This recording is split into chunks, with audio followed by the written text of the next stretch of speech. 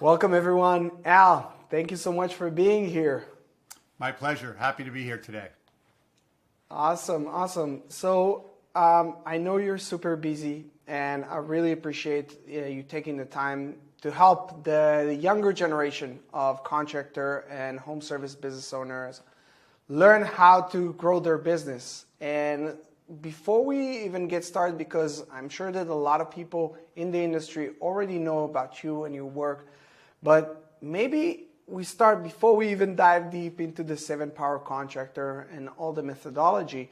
How did you get involved in the contracting world? How did you start your own journey? So for the younger viewers out there, I'm going to give you my superhero backstory. And so here's my superhero backstory is I was literally born into the business. My grandfather owned a gas station in New York City, 1936. We started the company out of there. My dad and my uncle, we got into the fuel oil heating business out of the gas station. For those who don't know, in the Northeast, they burn fuel oil in many places. Now it's being phased out a lot. But think of propane, where you deliver it, burn it. That's the same idea with that. And that was really what we did. Then my brothers and I arrived, my 2 older brothers, and I arrived. And then we were the 3rd generation in the business. And I added plumbing, gas heating, air conditioning, electric, and created systems to running our business. Because every day we were making a lot of money, but it was killing us. So for those of you who are small thinking, oh, if I just had more people, it would all work. Let me help you out. No, it will not. It will not. And so what it really is tantamount to is if you don't get systematic and organized and disciplined while you're still small, probably you're not ever going to grow in the way that you should. But even if you're lucky enough to grow, what you're really doing is pouring gasoline on an ongoing fire. So think about that and let it wash over. Because also I speak to a lot of people over the years, small companies, people that are still owner operators, $1 million or less. And what they think about, well, when I get big, I'll do all this. And they don't understand how much harder it is to do that at that time. So there's this balance of working in the business versus working on the business. This is not my quote. It was a book that changed my life in the 90s by Michael Gerber called The E-Myth, very popular with contractors. I am shocked to tell you that it has got a whole new wave of popularity again, because so many great contractors out there who've gone massively big have bought into the same idea that if you're always working in the business and never on it, nothing's going to change. And I had to learn that lesson. So when I did, it helped explain why things weren't working the way they needed to. So I knew the why. And then I learned, what it is I need to do, but it didn't give me any help in the how, but I'm very good at how. And so we built out all of these org charts, the manuals, the staffing programs where we could take young, willing apprentices with no skills to get them to be willing techs with great skills, and then how to scale from there. So that's kind of the long story about what it is. So the last 20 years, I was working one-to-one with great contractors all over the United States and Canada. And then about 5 years ago, I began to put my programs online, my operating manual programs, which also has the org charts. And then the second program that builds on the first, which is that signature staffing program, which is what I was talking about, willing apprentices, no skills, to willing techs with great skills. And that's really what I do these days. I don't do one-to-one consulting anymore.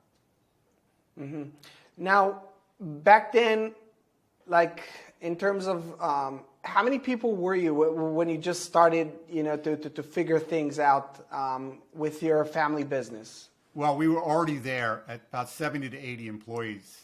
Oh, So wow. we're not a small company. We were about 17 million in sales, which back then was a really big company. There's obviously a lot of huge, if you're on Facebook groups, there's a lot of big companies today, but back in the 90s, that was a very big company at the time.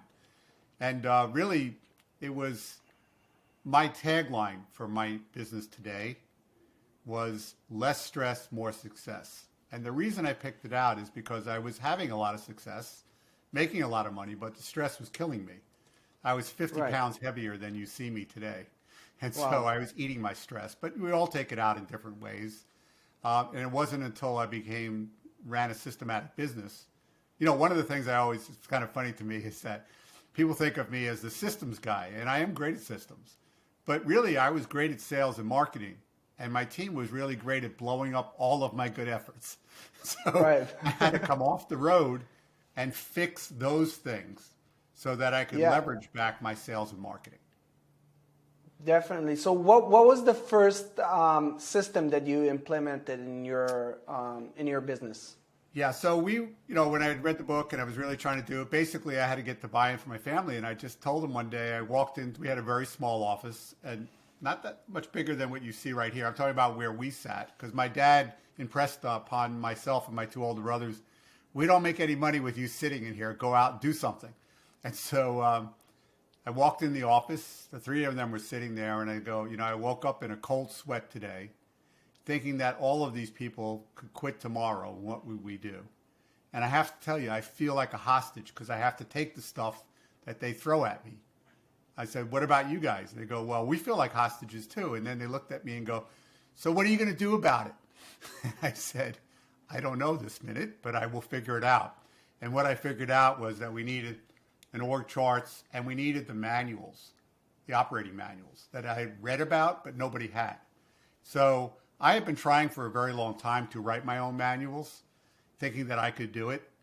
And every time I did, it kind of came out like a law book, Article 1-.35. It wasn't worth the paper that it was written on back in those days. And today's, obviously, it's all digital. So the other lesson that I learned, look, we learn a lot of lessons as we go along. And when I was 25, I went to court. I had an employee handbook that was probably about 300 pages. I'm in a union shop, and we go to court, and the lawyer, the judge is like thumbing through the book, and he looks up at me and he goes, this is not in plain English. So how would anybody understand it? And are you running meetings on it? And I said, no and no. And he then said, case dismissed. And I was crushed. But I had learned a very valuable lesson, is if your operating manuals or systems are not in plain English and they're not constantly in the culture, they are worthless. Many people paid me tons of money to help put their systems in place, but before I went there, they would send me their manuals or their systems, and I go, so you have this stuff, why are you reaching out to me? And he goes, because none of it works and none of it's bought in. And so that's what we want you to get us on the right path about, because there's more than words on a digital device. When you start talking about systems and manuals in particular, is the buy-in is always what you have to think about first. If you're not you and you're them, why would you want to buy into it? Why would they want to buy into your org chart? Even if you're a small company, you need an org chart. And people go, well, it's just me or just me and my wife. And I go, I get it. But all of the boxes that are on the org chart still are all the boxes you need to fill. Your name is in all the boxes. Here's the good thing. Once you know the boxes it takes to run your company today, and down the road, because the same box org chart that I've shared with companies from $1 million to $200 million is exactly that. The boxes it takes to run any contracting business. Then you can describe what goes on in those boxes, which is what I have the manuals. And then when people come along, you can train them up so that your name begins to move down the depth chart. So you're not the only person or even the first person to be able to do that task. That's how you get to grow and get yourself out of the truck. There's a lot of things about owner-operators. And if you're under $1 million, it's typically owner-operator, 1 to 3 trucks. That's pretty standard. Some it may be by the time you're 5 trucks. Normally, by the time you're 5 trucks and you're maybe cracking $1 million, it's typically because you are not really great at marketing, sales, and you haven't really done a budget about the right selling price. And that's pretty much true. Learning how to charge the right amount of money and differentiate yourself in the marketplace so that people don't want, a heating call. They want the 7 power contractor heating call. Or they don't want an electrician. They want the 7 power contractor electrician. Because believe it or not, the branding. Yeah, they all want a good price. We're all that. But what we really want is a good value. And a value is, can you serve me on my schedule? Are you drug tested, criminal background? When somebody comes to my house, are they learning their job on my job? Or have they been trained in your facility so that they know how to do the work? Yeah, yeah. And I 100% agree with you. And I think that, it's the thing is that, and I hear this on my, coaching calls with people in my program, in the local service mastery program. Just yesterday, we had our mindset and business challenges call, and we were talking about building a system, and some of the business owners in the program, he has an HVAC company down in Texas, and he almost refused to believe that he can separate himself from the business. And I told him, it's not that you're going to sit down at the beach and just, like drink your pina colada or whatever it is. Yeah, but you would be dealing with the growth. Yep. Yeah, it's a process. And so I can share with you, and I want the audience to hear this as well. We were a big company, but one day I was running a call, and I had my good friend who actually helped me write the manuals. He was an industry writer, and he was really a heating expert. And I was one of the very lucky people for having him in my truck. So we ran a call together, and he's in the passenger seat. So don't get upset here, but this was a long time ago. So I'm going to tell you what a long time ago is. They're calling on the two-way radio looking for me. My telephone, my mobile phone, the size of a bread box, that phone is ringing because they're looking for me. And the pager on my belt is going off because they're looking for me. And my friend in the seat always was great about holding up the truth mirror to me. And he looks at me and he goes, Al, you think that's normal, don't you? And here's what I thought instantly, just in this order.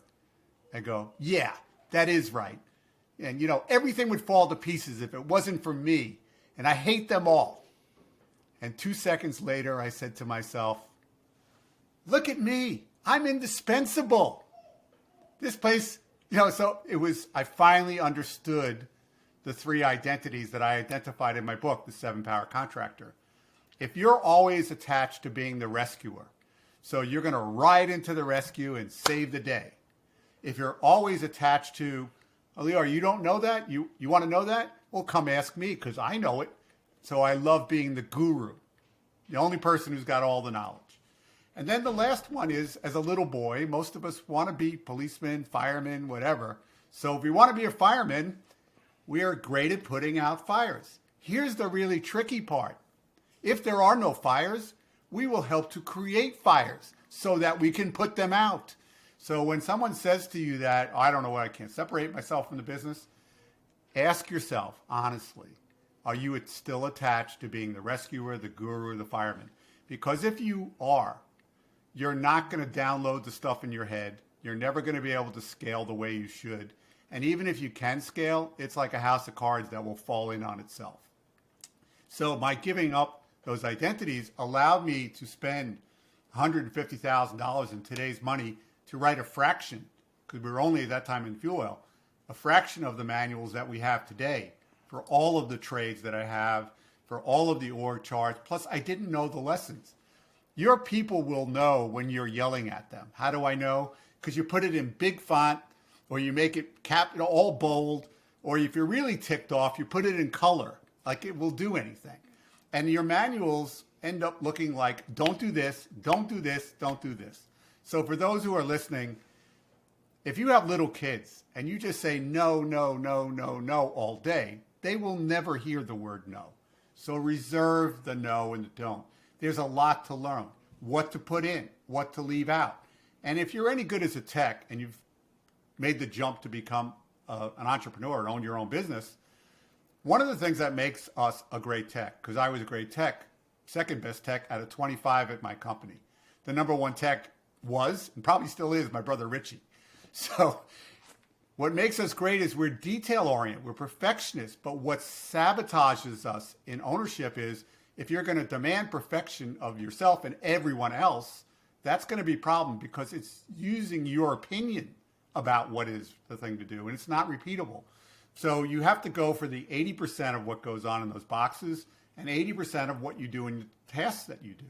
It's never going to cover the 20% weird. And you're never going to, no matter how many words you think you can pour out on a page, it's never going to cover every kind of thing. So you have to let go of some certain things. Talked about the 3 identities. You got to let go of the 20% weird, and you've got to let go of perfectionism. Mm-hmm. Now, are there some guidelines? I know, like we spoke about simple English, something that Plain English. Plain English. Let me kick that one in first, Leora. If the words don't roll off your tongue, you are not writing in plain English. I'm going to tell you right now. And the manuals are not like, here's the manual, go home and read it. Because if that was the case, no matter how you do it, whether it's digital and you're giving me platform access, which is the way to do it, is I don't know what you wrote, and I don't know what you mean when you wrote it. So there's meetings and rollouts to do this the right way, so where they get their fingerprints on it, but they don't hijack the process.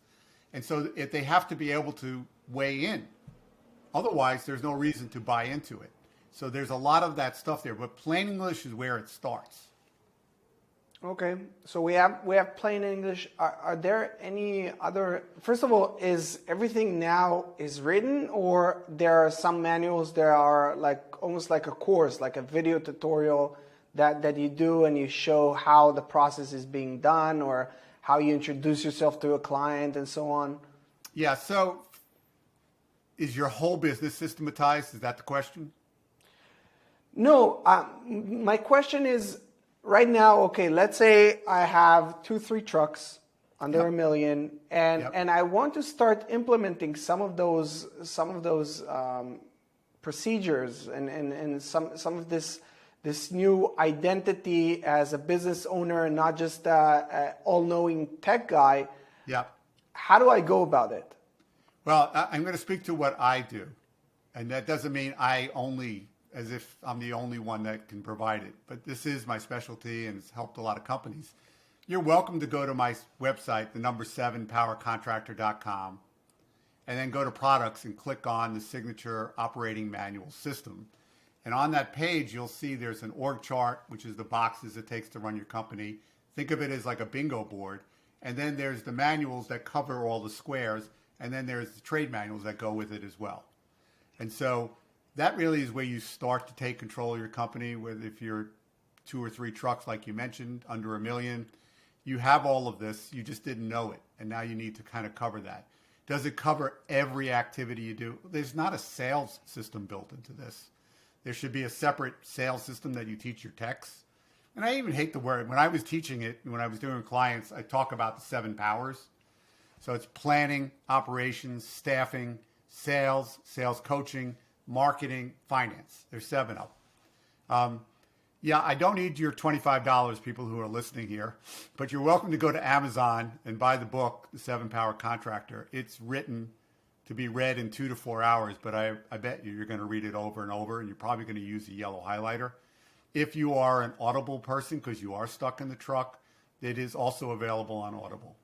And so you can start there and then get a book. It really kind of fills in, because to take stability of your company as it exists today, you need a foundational piece.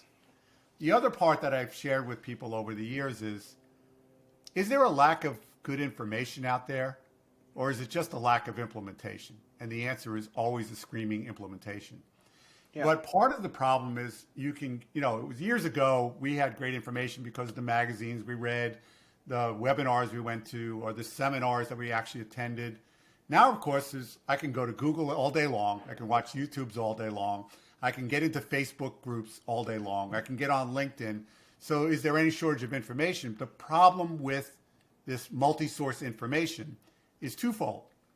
How do you know if you're talking to a genius or an idiot? The answer is you don't. The second thing is plucking stuff from all over the place would be what I talk about is prescription to create a jalopy or a messed up car. And what I mean by that is if I gave you the power to create your own dream car, would you start with a Ford chassis, a Toyota engine, Hyundai seats? No, it's ridiculous. But that's what you guys do in business because you plucked it all over the place. Or the next book you read, you pluck it off. You need a platform or a foundational piece. And that's what I speak to in the book. And then you can sift information to see. Like in my program, the CSR dispatcher tech relationship is what I call the triangle of communication. And it's kind of like a relay race. The CSR, customer service rep, either makes or breaks sales momentum. So what I mean by that is if the CSR is, are they building the momentum like a happy hostess in a restaurant where they're anxious for your call, let you know you made the right idea by calling us here. They're empathetic when you tell them your problem. They let you know that life will be great when Al, the great tech, shows up, explains how we operate, book the call. And then in small companies like yours that you're talking about, million and under, magically that CSR turns into a dispatcher. And they are in different spots on the org chart on purpose because they are two totally different skills. So when you answer the phone, you are only a CSR. And the moment you hang up, magically you turn into a dispatcher. And the dispatcher is working with the service manager to maximize billable hours, because all you really have to sell are billable hours. All that stuff in your truck is a distraction to what you really need to know is you're selling billable hours. And so how do I maximize that? And then ultimately at 2 o'clock, one of my great clients early on told me about what happens when the magic 2 o'clock comes along. And I go, what do you mean? And he goes, 2 o'clock is when you realize what do I do from here? So for a dispatcher is who has to love us? Who has to like us?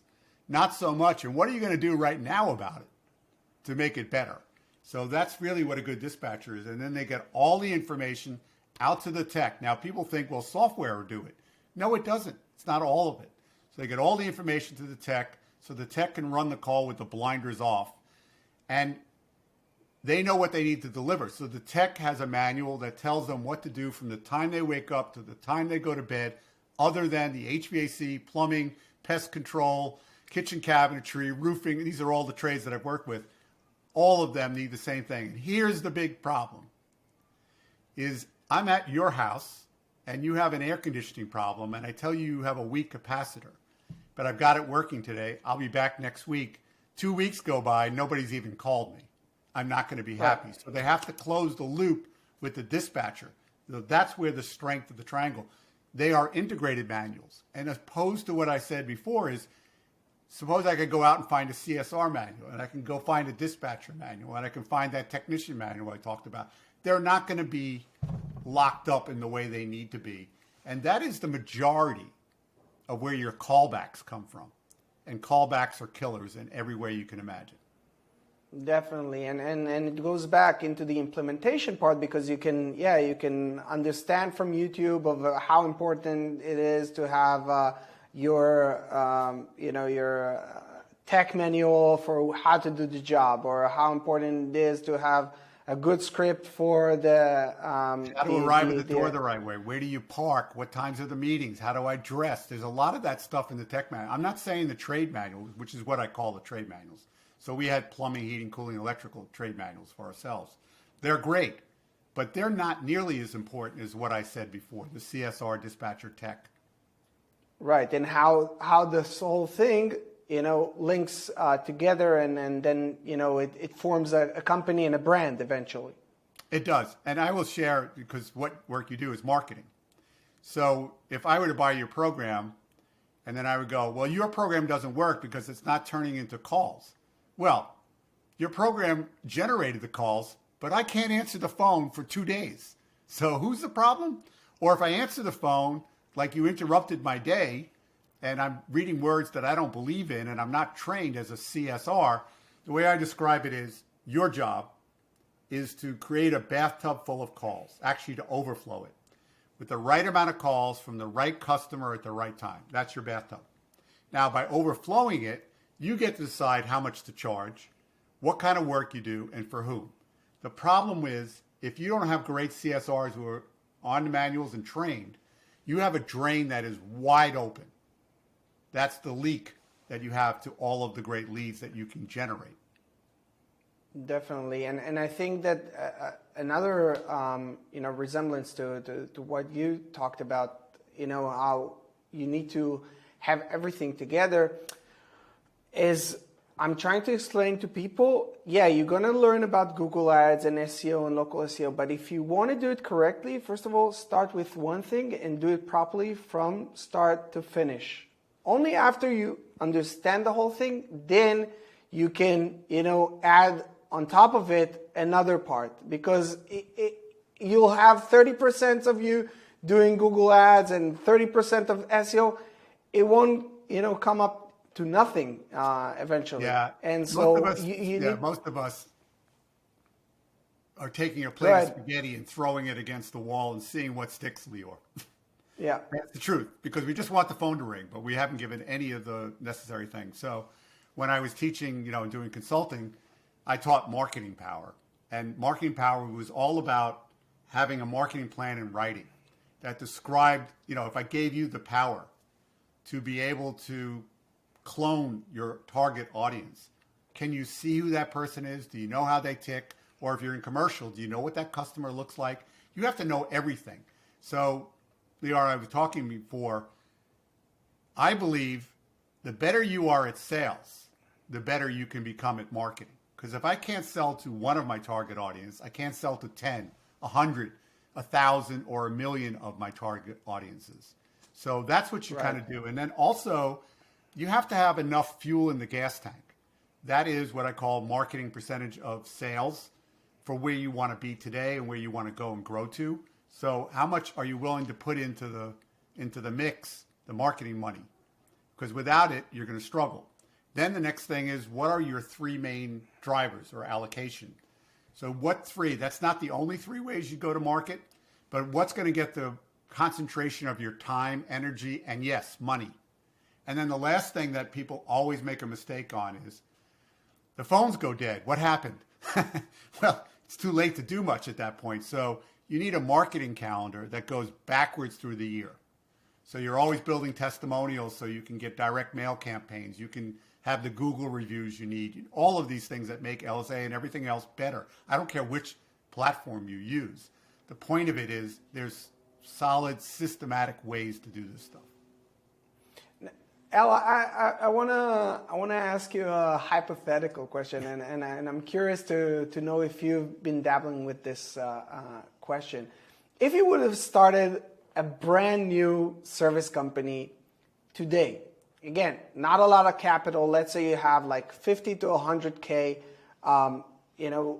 capital on the side. How would you quickly and efficiently, without breaking too much the system, how would you do it correctly so people can maybe relate to, the processes and what they should be doing with their business? Do you think that that's something that you can? Yeah. So it speaks to.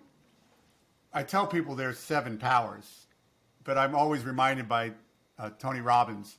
He had a 30-day program to change your life forever. And what he found out is people wouldn't invest 30 days to change their life forever. So he had to make it 7 days to change your life forever.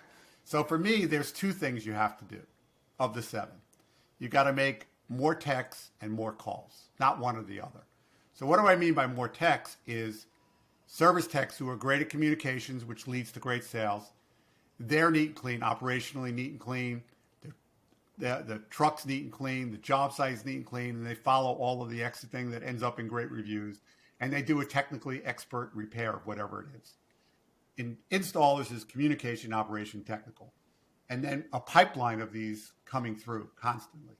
Because we're never sure who's going to quit, sick, die, leave, want to go out of the community, whatever. There's a million reasons people can leave. That's more text, but more calls is what I was saying before. Right amount of calls from right customer, right time. And that is a never-ending, constantly going on program. When your phones are already ringing, you're still doing this. And so that's really kind of the thing. So for me, if you asked if I was limited, you have to use some what they call guerrilla tactics because money's not on your side. I used to knock on doors. We used to leave flyers in the area. So when we did a call, we would go around. They used to call it clover leafing. Lawn signs are really good. These are low-cost ways. Direct mail, laser focused, still works today, which is an oversized postcard. I worked in your area. They had a problem. You probably have the same thing. And then I do 500 homes around it 3 times. People tell me direct mail doesn't work. And the reason that is because you don't have a really good list. And you think because you mailed it once, anybody's going to read it? Think of yourself for a minute. You're standing over a garbage can tossing stuff. You don't even see it till the third time you've touched it. So there's mistakes, just like there is with LSA. There's tons of mistakes. Ultimately, marketing is all about great testimonials. It's very interesting what I say about all the things I can do, but what you really want to hear is customers that look like me and act like me. What are they saying about me? About how fast did I respond, how good it is, or how good the product is, or a home run. You can never, ever, ever have enough testimonials. And then, so for Google, your LSAs and all the other stuff and your Google reviews and online, if money's a problem, just start getting great testimonials and tons of them, and everything will be much better. Definitely. And it's so true. Even if you're talking, like you're talking about direct mail, but it's the same rule applies for Facebook ads. People who eventually reach out and become students in my program, on average, have seen my ads between 7 to 10 times before they picked up the phone, or before they send a message or did anything. Why? Because they're just blind to it. They don't even see it. And so, it's a universal law. That's such a good point. I hope everybody's listening. I'll tell you, I did Sales Power. I used to do a 2-day seminar for service techs at companies that I went to. But I really was there to train the owners, because I just, the techs are coming. I don't know who it is, but I'm training the owner. So one of the owners says to me, they didn't hear it, but I knew that you said that over the last 2 days 10 times. And I go, it's interesting that you said that, because actually I said it 30 times. Yeah. That's how much you have to repeat the message. Exactly. And keep it in plain English. Yep. Yeah, testimony is very key to that. But if you're a small company and want to do more and you want to kind of grow and you're limited by the amount, how much capital you have, I also talk about, that's why I was mentioning about three main markets that energy, time, and money, because I was trained by my marketing guru is the last thing you want to do is buckshot, which is just a wide spray. You want to measure and go for rifle shot. So it's targeted. And then that's where you're always measuring return on investment. Now, there are two types of return on investment. There is, you could run a great radio campaign or a great television campaign, and it's a lot of money, but it's going to have a low ROI, but it's going to get you a lot of top line sales. And I could do a great company e-newsletter that I'm talking to my customers, and I'm going to get a very high ROI because it doesn't cost as much to talk to existing people who already know and like me. But I can only get so many dollars out of it. So you really want to mix your marketing with both of those things in mind. Amazing advice. Al, what are some of the things that million and under contractors can learn from 8 and 9 figure home service business owners that, they will say, oh, wow, this is something that I could really use and implement in my business? Are there 2 or 3 main things that you think, could really help them scale up their skill set and their business? Yeah, I think when you look at the org chart, myself and Ellen Rohr, who was the great financial, who was my co-consultant, and we also worked in Zoom Drain together, our franchise. We believed in 2 boxes that you as an owner can never give away. One is the financial manager, because it's always your money. Now, you don't have to do all the financials, but you need to know enough to know that you can trust the numbers that are being given to you on a timely basis are right, or you are always going to be taken for a ride, and not a pleasant one, trust me. Too many stories end that way. The second one is marketing manager. Well, you go, I don't have a marketing background. I get it. You don't have to do any of the marketing, but you need to understand and set the tone for what is your unique message, what is your unique audience, what you feel gives you and I used to teach guys, the 10 reasons to choose us. Most guys couldn't come up with 10 reasons. I had to stop myself to come up with 10 reasons to differentiate myself in the market, because I was born into a commodity business that I transformed into a niche business. And for all of you listening, you want to be a niche. You don't want to be a commodity. So there's lessons to be learned, but marketing that I was speaking about before, you can hire the best marketing company, but how would you judge them if you haven't defined objectively What is it you're looking at? I'm looking for so many leads from so many people. Here's the demographic that I'm looking for. Here's where I want them to live. You condemn them without really, it's kind of what I used to say is, you're asking me to jump, but you don't tell me when. You're asking me to jump, but you don't tell me how high you want me to jump. So it's kind of, you're sabotaging your own results. So if I could have you focus on two boxes, yes, those are the two boxes. I understand you're still working, and many of you are still working in the truck. One of the big things, though, is when you start to do financials right, and I was trained by so many people, I hate financials. To this day, I hate financials. Does that mean I don't know financials? You bet I know financials. But the reality is, I know whether the stuff that's coming to me is true or not. That's really what I need to do. I don't get involved with the rest of it. You need to learn right away how to do a budget right now while you're a small company. Because all of the expenses you have, typically the choke points, there's multiple choke points. When you're an owner operator, you can do a lot of things. You can have your wife enslaved or your spouse enslaved, helping your business, and operate out of your house. By the time you get to 3 trucks, your neighbors are starting to complain. And so you have all these expenses, but you don't have the hours to cover it. So until you really get to about 7 trucks, it's always going to be a bit of a challenge. On-calls in business is also a challenge for techs. Does that mean that you can't have a very happy, successful life being an owner-operator of 1 to 3 trucks or even 5 trucks? Yeah, you can. It's really what you desire it to be, recognizing where the pitfalls are to each and every one of your choices. Right. And,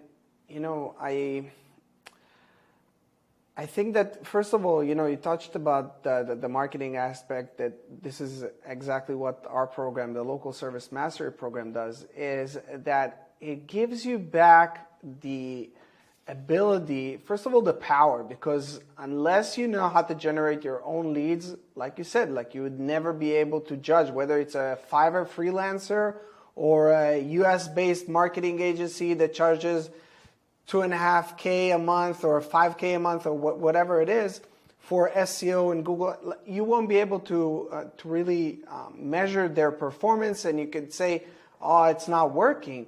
But the second thing is that you as a contractor, you can't just say, oh, I'm not good at this and just give up. Like, you don't have this luxury. Because if you do, you can go back and be in a tech at some other, you can go back to being a tech at some other guy's company and just do the work. No, you need to do, like you said, financials, operations, hiring. Yeah, and I would say this, because you hit such a good point here, is all the people that I've worked with, everybody thinks, well, maybe I'm not smart enough.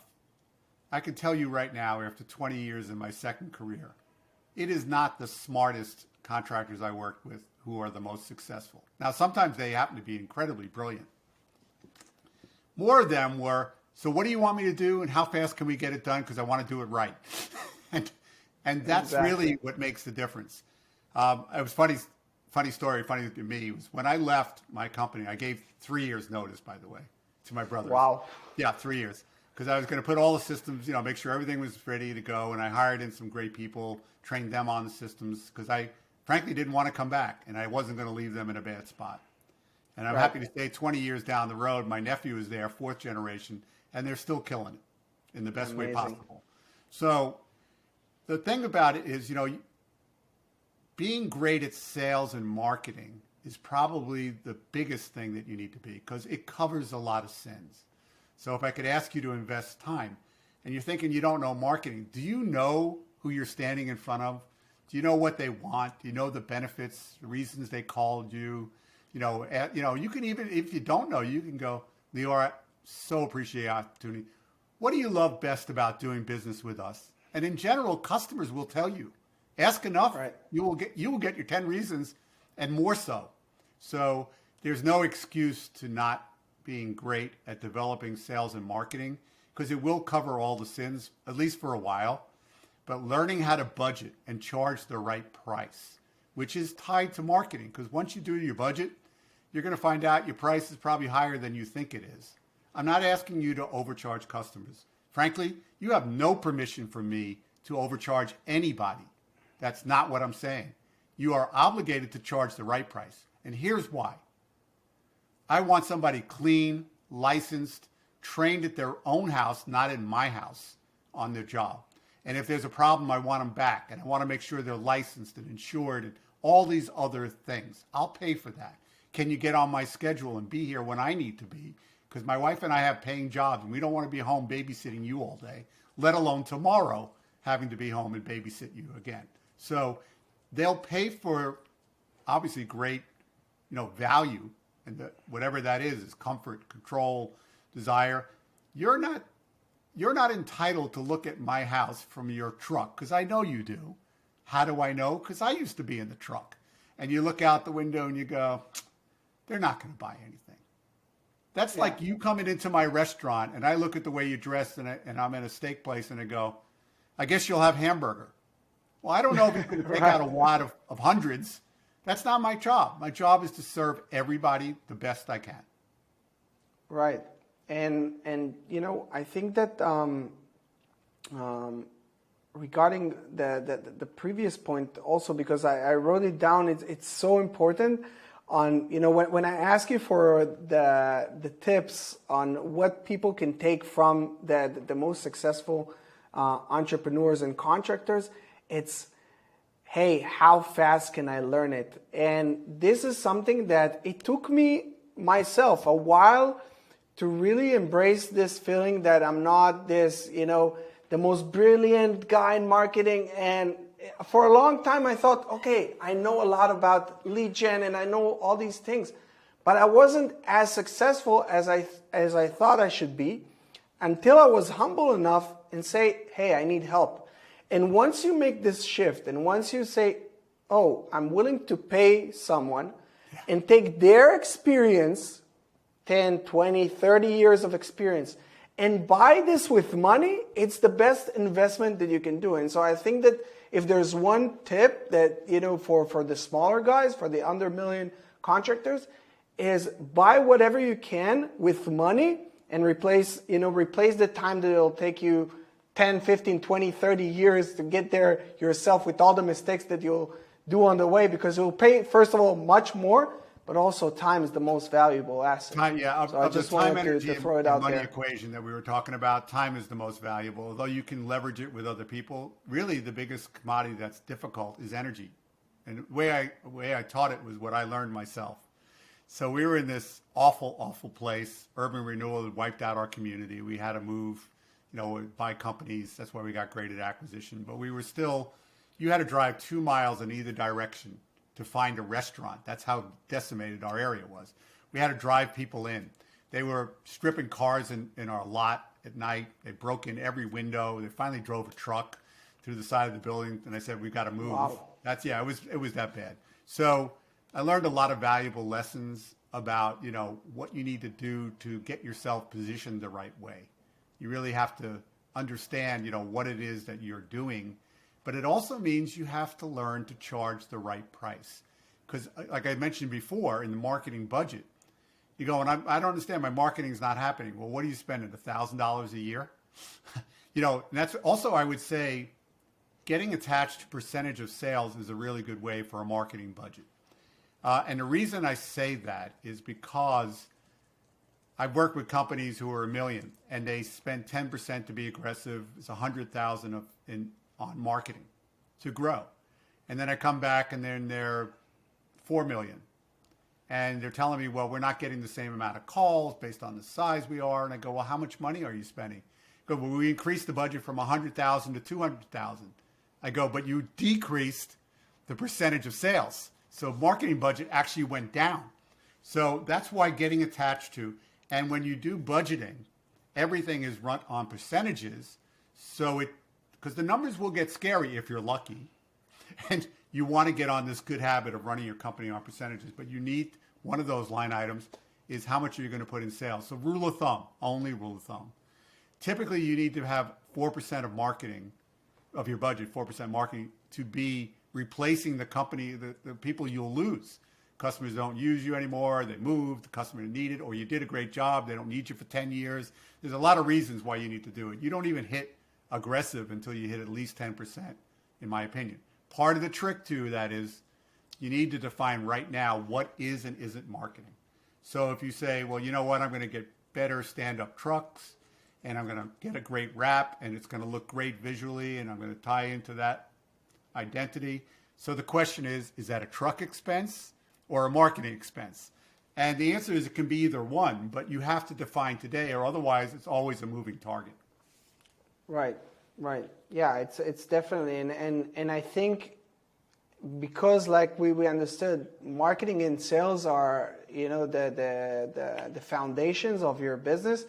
I would think that naturally it's a marketing expense, because the wrap on the van and the way the van looks, it will determine how much the client will be willing to pay, and how good of an experience would it be for him, and the tech that you hire, would they want to work in your company, or would they want to work in some other people's company? Absolutely. So, absolutely right. When we moved from that disaster of a place to a much better location, employment got a whole lot easier. We didn't have, a much place to come to, and we had built a destination shop where people came from all over the country, contractors, to see it. Because that's what we were going to build this next go round, and we had it laid out. And I knew when they came and they saw my hands-on training center and the manuals and things that we had, they're coming back. They want to be with us. They want to be at the team. Plus, I also had them speak to our existing people who started as young, willing apprentices with no skills, and now had risen to top levels in our company. We were the employer of choice. Beautiful.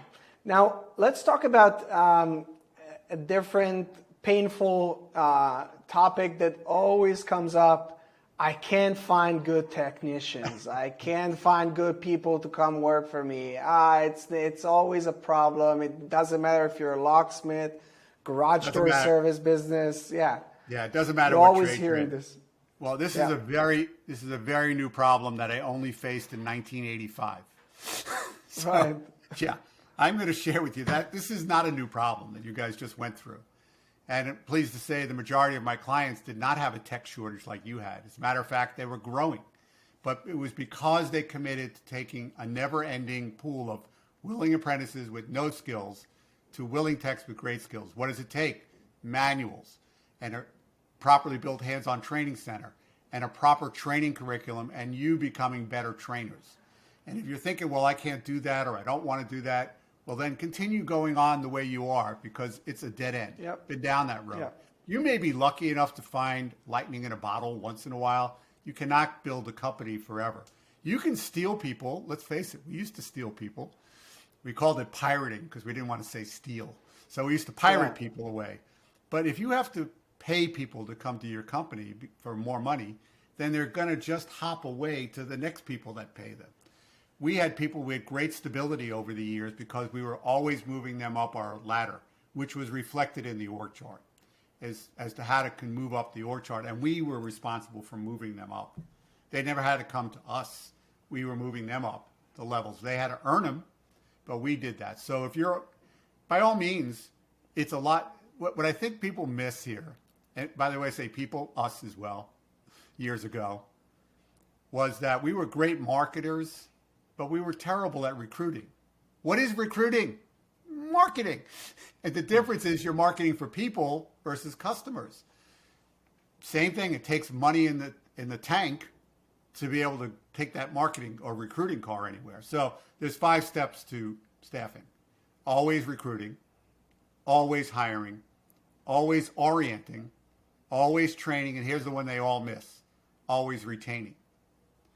You think they're on the team, it's like a bathtub. But if you're not careful, the retaining is like that bathtub drain again. People are moving out. Absolutely. And it's really expensive. And it's very the priciest out of all, to be honest, to lose a priciest trained tech. Very detrimental to your company culture. It really kind of blows things up. You want people to come and be productive. And as they age, to have other places in the company where they can earn their way up to and be productive with you. Right. Definitely. I think it's it's the Always Be Closing by what's his name? ABC. I forgot who it was. Yes. I'm not sure if that was in the movie. There was some movie that I remember it was Always Be Closing. But the actor that shot. Alec Baldwin did it. I forgot. Alec Baldwin. Yeah. Alec Baldwin. Yes. Yeah, that was Always be recruiting. Always be Always, recruiting. always be recruiting, always be hiring, always be orienting, always training. Here's the thing is we were not enlightened. We were not born enlightened. So this is not a Of lecture to course. you. We had a union shop, but that didn't stop people from quitting. So sometimes we'd get 2 weeks notice from an employee that they're leaving, which was good. Not Sometimes three you get a years? week. Not 3 years? I'm so surprised. Wow. No, 2 weeks, sometimes 1 week. Yeah. Sometimes they'd leave their keys on the dashboard at our place, and we would look like, go, are they gone? What happened? So it was like, Yeah. and so when we'd have to go, this is before GPS, find out what's going on. So we'd have to hire in desperation. And my brother Marty, who was the inside guy, nicknamed our hiring process as mirror test, MIRROR, which meant if you could fog the mirror, you're hired, because we were so desperate. So it was a bad way to go about it. But finally, we learned good habits, and we said, you know what? If two great people came along, you mean to tell me there aren't two knuckleheads that you've been carrying here because you didn't have anybody to replace it? I guarantee everyone listening here knows exactly what I'm referring to. So you're always recruiting, always hiring, always orienting, always training, which gets back to getting people in the pipeline. But it also leads to why, can you ever be done with marketing? No, you're always marketing. You're always filling up that bathtub and better yet, overflowing it. And that's also the importance of having systems, because otherwise you'll be overwhelmed. And like you said, like for you it was with food, for other people it could be with alcohol, some other drug abuse, and marriages get run over. There's a lot of bad things that can happen. Pick your next one or whatever you want to do. But there's only two types of companies. Yeah, only two types of companies I've ever worked with. Small companies, typically family members working together. They're really well liked. They get to a certain size, and what they realize after that is there are no more days in a week, weeks in a month, months in a year, and they just run out of time, and they can't clone themselves. So they need that platform I talked about, the 7 powers, and they need to start taking control. The most important one is like the signature operating manual systems is about the org charts and the manuals. And then, yes, the second program is staffing as well. So that's really where it starts to help them. But I will tell you, I worked with a lot of great companies that were big, 15 million, 30 million, and you would think they have it solved, but they don't. What happened is they were great at marketing, but every time the phone rang, they couldn't handle it. They were awful. So they needed exactly the same 7 systems, the same manuals and training. Everyone needs the same thing, is that platform and stability and systems that make your company repeatable without you having to do everything every minute of every day. Beautiful. I have a couple more last questions, because I know we have an hour and I don't want to take too much of your time. This has already been, I think, super, super helpful, especially for me as someone who's helping from the outside to the home service business owners and the contractors. But I'm sure for a lot of people listening and for a lot of contractors themselves, they the wheels start turning and things are starting to click in on what we can improve and what we can do better in our business and with ourselves. Is there any focus or any significance to mindset, in your opinion, or in the 7 power contractor manual and philosophy? Yeah, so I would tell people to read the book, listen to the book, The 7 Power Contractor, because it does talk about a lot of that. Now, when I was doing one-to-one consulting with guys, I was getting paid 6 figures. And I had people waiting for me because, again, I was not a commodity. I was a niche. And so, and I improved the companies, and knock on wood, people were done phenomenal to the point where they could retire and leave their business and things of that nature, which is really nice. But the investment in yourself as a person. So I would do planning, operations, staffing, sales, and many times Ellen would do the sales coaching, which is a reward program, and finance. And then at the end of that, I would do leadership power, where I would be working on them and their negative thoughts and getting systems together and how to go from here. Because I didn't sign up to be their consultant for life. When I first went to go do this business, I asked my friends, what do you hate about consultants? And it was a long, nasty list. So Yeah. one of the things they said is that, the guy shows up and they never leave. And they're always selling some new program, and they leave me like if they go, everything falls to pieces. So I really worked hard to make sure that I made you self-sufficient. So I would do Leadership Power, and everyone loved it. Everyone I did it with loved it. So they go, why didn't we start with that? And I go, well, here's why.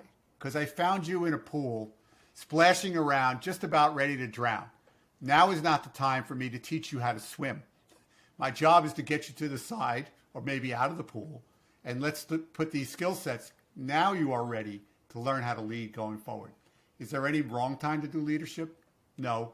Is mindset important? Absolutely. There's a lot of great people out there who focus just on that. One of the gurus, actually I worked with on his systems, he was really good, and all he focuses on mindset.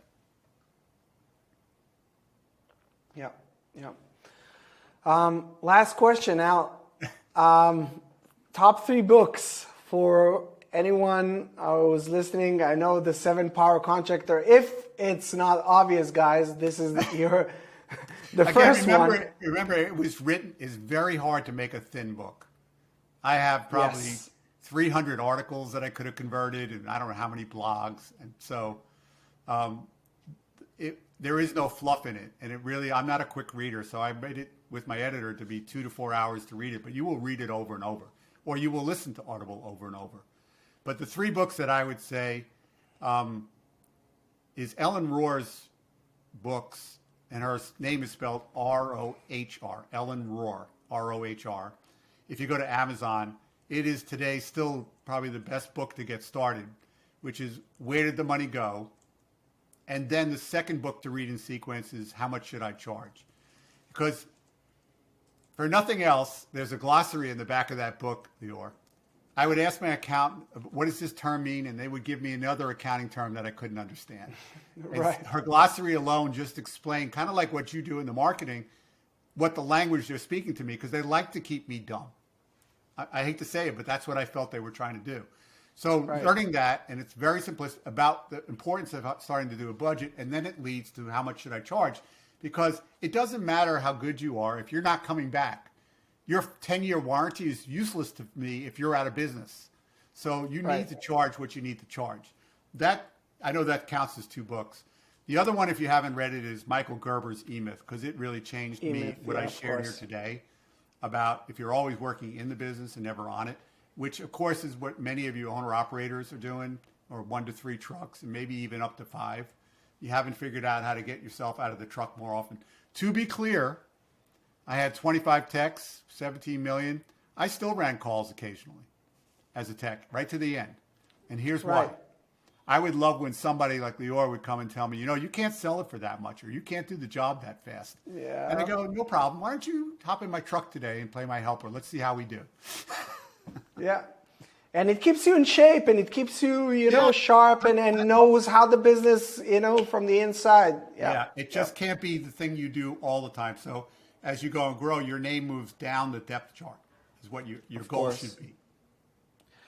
Al, it's been such a pleasure, and I've learned a lot today. And again, like I said, I believe that a lot of the people and the home service business owners and the contractors who will listen to this podcast can learn a lot. Where can they find you? Where can they learn more about your work? I know that you don't do one-on-ones anymore. It doesn't matter the size of the business. No, yeah. I have 3 things out there. The book, which you can also see. When you go to the number 7, powercontractor.com, just go to, there's actually a lot of blogs with a lot of knowledge. I've been writing blogs for years and continue to write it.